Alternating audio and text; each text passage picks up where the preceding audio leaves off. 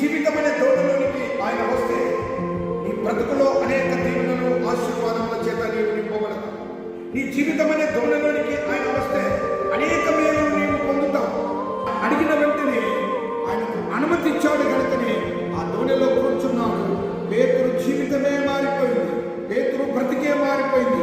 మరి నేటి దినాలలో కూడా ప్రభు అంటున్నాడు, నీ హృదయమని తలుపు వద్ద నిలబడి నేను తట్టుచున్నాను, నీ జీవితమనే దోణిలోనికి నేను ప్రవేశించడానికి ఉన్నాడు. నాకు అనుమతి ఇస్తే నేను వస్తాను. నీ జీవితమనే దోణిలోనికి, ఆ హృదయంలోనికి నేను వస్తే నీ జీవితంలో ఇక బాధలు ఉండవు. నీవు నేను పొందుకోలేని అనే అనేకమైనవి నీవు పొందుకునే దానికి ఒక మార్గం ఏర్పడుతుంది. నీ పర్మిషన్ లేకుండా ఆయన నిన్ను కావాలని కోరుకోడు.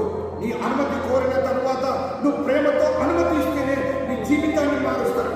నీవు అనుమతి ఇవ్వకుండా ఉండి అనేక దినాలు ఇంకా నీ హృదయం అనే తలుపు వద్ద బయటనే ఆయనను నిలబెడితే నీ జీవితంలో అద్భుతాలు అలాగనే నిలబడి ఉంటాయి. నీ జీవితంలో గొప్ప ఆశీర్వాదాలు నీవు చూడలేవు.